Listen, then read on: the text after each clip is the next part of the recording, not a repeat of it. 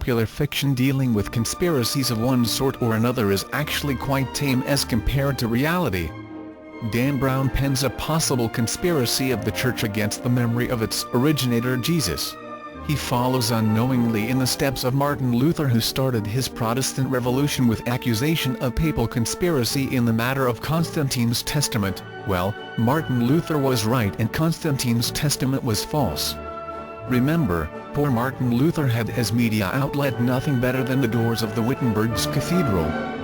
Dan Brown has mass media at his disposal. The Roman Catholic Church, for instance, is involved in a much greater hoax than the most daring writer could possibly conceive of, one that deals with the very foundations of history itself. The above statement is neither an exaggeration, nor a metaphor. Very few people are aware that the BC AD chronology as we know it was created by a handful of Jesuits in the 16th–17th century, Joseph Scaliger, Dionysius Petavius and their successors. We have grown so accustomed to a timeline that runs through many millennia, from the Egyptian pyramids to the present day, that the mere thought of questioning its veracity seems perfectly preposterous, just like the notion of a rotating Earth must have seemed in the epoch of Galileo Galilei, and just as heretical. But nevertheless, the entire conception of ancient and medieval history known to us today owes its existence to a 16th-century Jesuit hoax.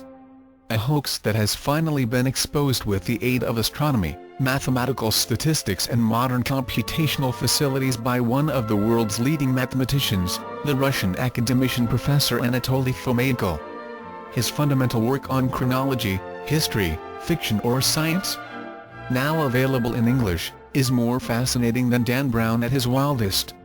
Yet it is truly a non-fiction work. That goes to say, everything else you have read about history should probably classify as fiction.